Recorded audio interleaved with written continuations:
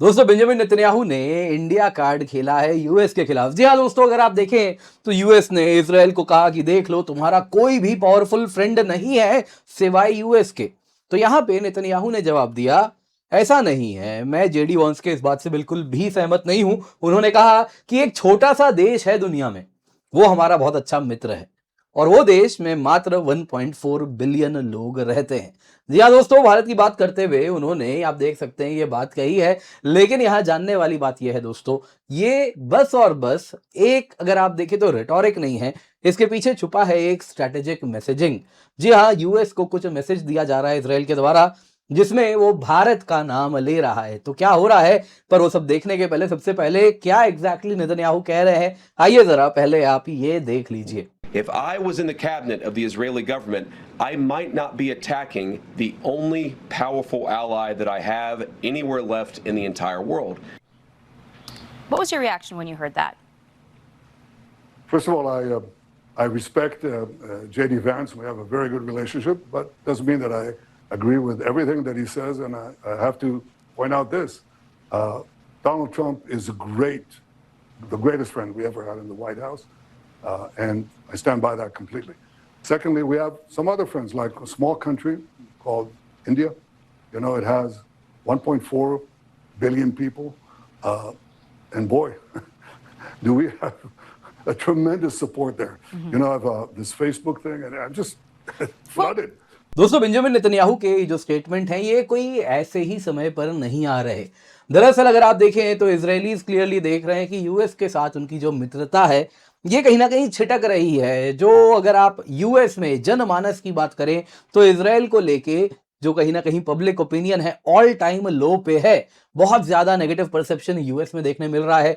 कहीं ना कहीं ये बाई पार्टीजन होता हुआ जा रहा है, और उसमें यूएस को इसराइल भारत वाला कार्ड दिखा रहा है। ये क्या बताना चाह रहा है, इसके साथ नेतन्याहू क्या मैसेज दे रहे हैं, वेस्ट एशिया का सिक्योरिटी आर्किटेक्चर में क्या बड़ा बदलाव आ रहा है, आइए जरा आज के वीडियो में इसी पर चर्चा करते हैं। पर इससे पहले आगे बढ़े, आपसे निवेदन है, वीडियो लाइक करें, चैनल सब्सक्राइब करें, बेल आइकन अवश्य दबा दें। इसके अतिरिक्त दोस्तों आपको बताना चाहूंगा, Unacademy civil services championship test है। जी हाँ, आपके लिए काफी आकर्षक इनाम है। आप देख सकते हैं 40 करोड़ तक का चांसेस है, आपको रिवॉर्ड्स एंड स्कॉलरशिप्स मिल रहा है। अमेजन गिफ्ट कार्ड वाउचर्स हैं 1000 रुपए के। जी हाँ, 12 जुलाई सुबह 11 बजे या फिर शाम को 5 बजे आप कभी भी जुड़ सकते हैं। डिस्क्रिप्शन बॉक्स में आपको इसका लिंक मिल जाएगा। मेक श्योर इसको अपने हाथ से आप जाने ना दें। इसके अतिरिक्त एनसीईआरटी समरी आपके लिए हम लेकर के आए हैं, कंप्लीट एनसीईआरटी। जी हाँ दोस्तों, हमारे एक्सपर्ट एजुकेटर्स ने इसे डेवलप किया है। क्या पॉलिटी, क्या इकोनॉमी, क्या ज्योग्राफी, हिस्ट्री, सब कुछ एनसीईआरटी का बेसिक टू एडवांस सब कुछ हमने एक सिंगल नोट्स में कवर किया है। एब्सोल्युटली फ्री ऑफ कॉस्ट आपके लिए ये उपलब्ध है। आपको बस और बस ये स्कैन करना है। जैसे ही आप स्कैन करेंगे एक लिंक खुलेगा, उसके द्वारा इसे डाउनलोड अवश्य कर लें।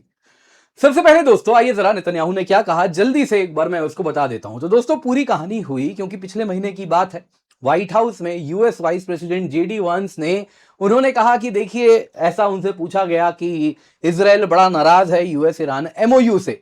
तो इस पर जेडी वांस ने कहा कि इजराइल नाराज हो रहा है, लेकिन नहीं होना चाहिए। अगर मैं इजराइल के कैबिनेट में होता तो मैं उसी देश को तो अटैक नहीं करता जो एकमात्र पावरफुल अलाई हो इजराइल का दुनिया में, और कहीं भी अब इजराइल का कोई पावरफुल अलाई नहीं बचा है। अब दोस्तों इसी पर संडे को, यानी कल की बात है, जुलाई 5 को फॉक्स न्यूज पर, जो कि अगर आप देखें तो अमेरिका के जो कहीं ना कहीं रिपब्लिकन्स हैं, जो प्रो इजराइल रहता है उनका रवैया, वो सब इसको सबसे ज्यादा देखते भी हैं। तो उन सब में अगर आप देखें तो उस चैनल पे बेंजामिन नेतन्याहू से पूछा गया, जेडी वांस के इस बयान पे आप क्या कहेंगे। तो जैसा आप लोगों ने वीडियो में देखा, उन्होंने कहा कि ट्रंप ग्रेटेस्ट फ्रेंड रहे हैं व्हाइट हाउस में इजराइल के, इसमें कोई डाउट नहीं है। जहां तक बात है जेडी वांस की, मैं उनकी इज्जत करता हूं, हमारे काफी अच्छे संबंध भी हैं, लेकिन इसका मतलब यह नहीं कि जो भी जेडी वांस कहेंगे मैं उसको एज इट इज मानने वाला हूं। जहां तक बात है कि इजराइल का कोई पावरफुल अलाई नहीं है, हमारा एक देश है, जो हमारा एक दोस्त है, जो कि काफी अच्छा मित्र है, एक छोटा सा देश है जिसका नाम भारत है, जहां पे बस 1.4 बिलियन पीपल रहते हैं। और उन्होंने कहा क्या हमारा वहां पर सपोर्ट है, कभी जाइए फेसबुक जाके, एक चीज है फेसबुक करके, उसको कभी देखिए, और वहां पे आप देखेंगे किस प्रकार का ओवरवेलमिंग सपोर्ट इजराइल के लिए भारत में आपको देखने मिलेगा। अब दोस्तों ये जो मैसेज है, एक तो क्या है कि ये किस प्रकार से तंज कसा गया है, सब समझ रहे हैं। जब वो कहते हैं एक छोटा सा देश है, बस 1.4 बिलियन लोग रहते हैं। तो ये अपने आप में सब कुछ बता रहा है कि वो कहना चाह रहे हैं कि आपसे भी बड़ा देश है जनसंख्या में, कोई बहुत बड़ा देश है और वो इजराइल के साथ खड़ा है। दोस्तों ये जो मैसेज है ये कहीं ना कहीं यूएस के लिए एक मैसेजिंग है, ये डेलिब्रेट डिप्लोमेटिक सिग्नल है। जी हाँ, नेतन्याहू रिजेक्ट करते हैं कि इजराइल आइसोलेटेड है, टोटली यूएस से डिपेंडेंट है, और ये सब कहीं ना कहीं जो नैरेटिव यूएस में है उसको वो रिजेक्ट कर रहे हैं। इसके साथ उन्होंने जब इंडिया को पब्लिकली नेम किया गया यूएस के फॉक्स न्यूज जैसे चैनल पे, तो इसके साथ वो एक तरफ तो क्या है इजराइल और भारत के संबंधों को एलिवेट करते हैं, दूसरे तरफ वॉशिंगटन के लिए ये एक सिग्नल है कि इजराइल अकेला नहीं है, उनके पास ऑप्शंस हैं और वो ऑप्शन भारत है। दोस्तों मत भूलिएगा पीएम मोदी का इजराइल दौरा ठीक ईरान वॉर के पहले हुआ था और कहीं ना कहीं जो माहौल था ऑलरेडी वेस्ट एशिया में काफी गंभीर था जिस वक्त पीएम मोदी वहां गए थे। तो उस दौरान जब वो इजराइल गए तो इन्होंने 16 अग्रीमेंट, 11 जॉइंट इनिशिएटिव भारत और इजराइल के बीच में पीएम मोदी और नेतन्याहू ने साइन किए हैं, जिसमें emerging technologies, defence, agriculture, water, labour mobility, culture, education सब कुछ कवर होता है। और इसके साथ जो इंडिया इजराइल टाइज हैं वो स्पेशल स्ट्रेटेजिक पार्टनरशिप पे एलिवेट कर दिए गए थे। इसके साथ कहीं ना कहीं भारत और इजराइल के संबंधों में एक नई गर्मजोशी हमको देखने मिल रही है। आप देख सकते हैं विजिट के बाद से डिफेंस एंड टेक कोऑपरेशन काफी ज्यादा बढ़ा है। इजराइल भी अपने कई डिफेंस प्लेटफॉर्म्स का जो मैन्युफैक्चरिंग लाइन है वो भारत में लगा रहा है, जॉइंट वेंचर्स भारत के साथ हो रहे हैं, मिसाइल्स, ड्रोन, आयरन बीम, ये सब कहीं ना कहीं आप देखें तो जब पीएम मोदी इजराइल गए थे तो इन पे चर्चा हो रही थी। लेकिन अब अगर आप देखें तो आप देख सकते हैं कि इस प्रकार से जो रडार है, इंडो इजराइल जॉइंट वेंचर है, वो तमिलनाडु में उसका प्लांट लगाया गया है। India Israel defence industrial cooperation को कैसे आगे बढ़ाना है, इसको फर्दर आगे बढ़ा रहे हैं। तो क्लियरली आप देख सकते हैं कहीं ना कहीं इंडिया इजराइल में काफी ज्यादा एक स्ट्रेटेजिक ट्रस्ट भी बढ़ा है। एट द सेम टाइम रिश्तों में गर्मजोशी आ रही है। कहीं ना कहीं आप देखें तो इजराइल इंडिया काफी मजबूती से आगे बढ़ रहे हैं। दोस्तों यहाँ पे पैरेलली और एक चीज हो रही है, वो है यूएस इजराइल रिलेशंस काफी तेजी से नीचे जा रहे हैं। अगर आप पब्लिक ओपिनियन की बात करें, जी हाँ मैं प्यूर रिसर्च की बात कर रहा हूं, इसके सिवा अन्य ओपिनियन पोल्स वगैरह भी जो यूएस में करवाए गए उन सब में देखा गया है इजराइल के लिए बड़ा शार्प डिक्लाइन है। अगर आप देखें तो यूएस में 60% of adults, 60%, 60% American adults Israel के लिए नेगेटिव व्यू पॉइंट रखते हैं। उनका जो व्यू पॉइंट है इजराइल को लेकर वो अनफेवरेबल है। गैलप में पहली बार उनके पोल में ऐसा देखा गया कि 25 से अधिक वर्षों में अमेरिकन पैलेस्टीन को लेकर ज्यादा सिंपैथी रखते हैं इजराइल की तुलना में। इसके सिवा ये जो शिफ्ट है एक तरफ तो नई पीढ़ी में भी दिख रहा है, जनरेशनल है, दूसरे तरफ पार्टीजन भी है। अगर आप डेमोक्रेट्स की बात करें तो ज्यादा चांसेस हैं कि वो इजराइल के सपोर्ट में खड़े होंगे। वहीं यदि आप युवा पीढ़ी की बात करें, जो यंग पॉपुलेशन है, फिर वो डेमोक्रेट्स हो, यहां तक कि कुछ यंग रिपब्लिकन्स भी इजराइल को लेकर नेगेटिव ओपिनियन रखते हैं, प्रो पैलेस्टीन व्यू पॉइंट रखते हैं। दोस्तों अगर आप इतिहास में जाएं तो जब पहले भी डिस्प्यूट्स हुए हैं, 2015 ईरान डील को लेकर हुआ था, 1970s में एड को लेकर फाइट हुआ था, तब भी कांग्रेस में इजराइल को लेकर बाई पार्टीजियन सपोर्ट रहा है। आप डेमोक्रेट्स चले जाइए, रिपब्लिकन्स चले जाइए, लेकिन अब तो डेमोक्रेट्स में इजराइल को लेकर सिंपैथी बेहद कम हो गई है। यहां तक कि कई जूइश सेनेटर्स हैं जो डेमोक्रेट्स हैं, वो कह रहे हैं कि वो इजराइल को आर्म्स जो यूएस देता है उसे ब्लॉक कर देंगे या फिर उस पर कुछ कंडीशंस लगाया जाना चाहिए। क्लियरली दोस्तों आज के वक्त में दिख रहा है, ये आपको 5 जुलाई का ही न्यूज है जो मैं दिखा रहा हूं, बेसिकली ओपिनियन पीस है जो अमेरिकन मीडिया में ही आया है, न्यूयॉर्क टाइम्स वगैरह में, जो दिखा रहा है कि आज अगर काफी ज्यादा यूएस इजराइल टाइज कहीं ना कहीं एक नेगेटिव समय से गुजर रहे हैं। आज दोस्तों ट्रंप एडमिनिस्ट्रेशन प्रो इजराइल है, उसके बावजूद भी इनके ऊपर बहुत ज्यादा दबाव है और इजराइल के साथ जो यूएस सपोर्ट है उनको मजबूर किया जा रहा है कि वो पीछे लें। आप देख सकते हैं जो लेफ्ट लीनिंग मीडिया हाउसेज हैं यूएस के, वो कह रहे हैं कि इजराइल इज नॉट इनविंसिबल, यानी इजराइल भी हारने वाला है। दोस्तों यहां पे एक चीज आपको जाननी होगी कि वेस्ट एशिया में पैरेलली एक नया सिक्योरिटी आर्किटेक्चर भी उभर रहा है। ईरान वॉर दोस्तों बस और बस एक कैटलिस्ट का काम किया। अगर आप देखें तो इस इलाके में सिक्योरिटी आर्किटेक्चर पहले से ही बदलनी शुरू हो गई थी, ईरान वॉर ने बस उसको तेज कर दिया है। पोस्ट वॉर यदि आप देखें तो ये पूरा का पूरा इलाका इंटरेस्ट बेस्ड क्लस्टर्स में, अलग अलग ग्रुप्स में कहीं ना कहीं टूट रहा है। रिजिड ब्लॉक्स नहीं है कि नेटो जैसा लड़ना ही पड़ेगा, हालांकि वैसे भी कुछ है, लेकिन अधिकतम अगर आप देखें तो इंटरेस्ट बेस्ड मिनी लैटरल्स आप इन्हें कह सकते हैं। एक तरफ है इंडिया यूएई इजराइल ब्लॉक, वैसे तो इसकी शुरुआत I2U2 से हुई थी, इंडिया इजराइल यूएसए यूएई, लेकिन उसमें यूएसए पीछे जा चुका है और अब इंडिया, यूएई, इजराइल, ये तीनों हाथ मिलाते हुए दिख रहे हैं। इन तीनों का शेयर्ड इंटरेस्ट है। कहीं ना कहीं आप देखें तो हम नहीं चाहेंगे कि यहां से फर्दर किसी भी प्रकार से एक्सट्रीमिज्म आगे बढ़े, तो एक्सट्रीमिस्ट आइडियोलॉजी ना फैले। नंबर 2 आप देखें तो ईरानियन इन्फ्लुएंस भी ना हो। इसके सिवा डिफेंस टेक कोऑपरेशन हो, जो कैपिटल है उसका फ्लो भारत के तरफ हो, क्रिटिकल मिनरल सप्लाई चेन को लेकर रेजिलियंस हो, रीजनल स्टेबिलिटी हो, ताकि हम सब ग्रो कर सके। इसके सिवा दोस्तों यहां पे हर देश कुछ कुछ लेके आ रहा है।